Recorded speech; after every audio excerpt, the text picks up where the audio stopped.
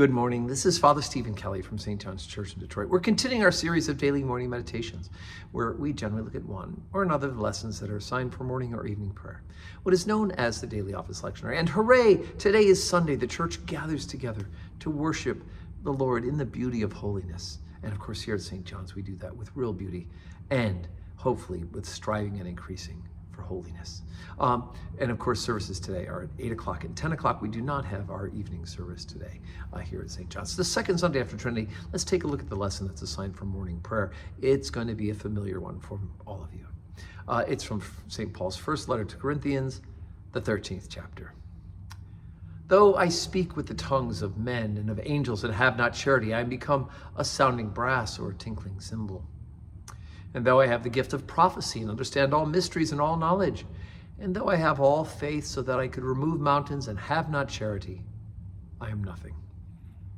And though I bestow all my goods to feed the poor, and though I give my body to be burned and have not charity, it profiteth me nothing. Charity suffereth long and is kind. Charity envieth not. Charity vaunteth not itself, is not puffed up, doth not behave itself unseemly, seeketh not her own, is not easily provoked, thinketh no evil, rejoiceth not in iniquity, but rejoiceth in the truth, beareth all things, believeth all things, hopeth all things, endureth all things. Charity never faileth. But whether there be prophecies, they shall fail. Whether there be tongues, they shall cease. Whether there be knowledge, it shall vanish away. For we know in part, and we prophesy in part.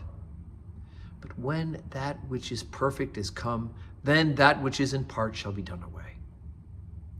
When I was a child, I spake as a child. I understood as a child. I thought as a child. But when I became a man, I put away childish things. For now we see through a glass darkly, but then face to face. Now I know in part, but then shall I know even as also I am known. Now abideth faith, hope, charity, these three. But the greatest of these is charity.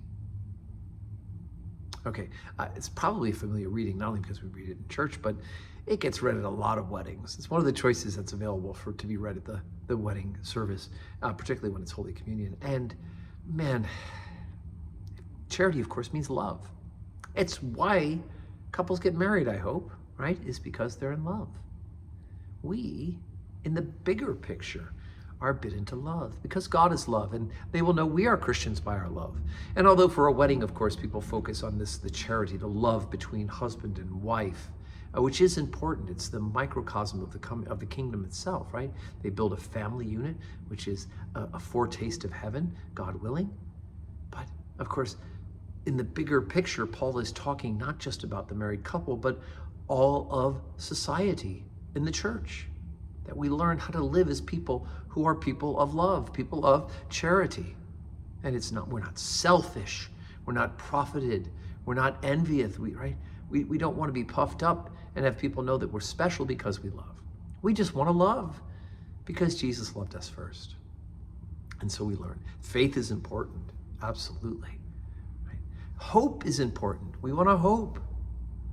But Jesus, who is love, St. Paul reminds us, the greatest of all, faith, hope, and charity, is charity, love. So, like I said, today is Sunday. And so we only have two services today, 8 o'clock and 10 o'clock. We will not have our 5:30 service today. So I do hope you will be in church to receive the Blessed Sacrament, to worship the Lord in the beauty of holiness, and to be encouraged in the fellowship of the body. And I hope that your Sunday is full of blessings.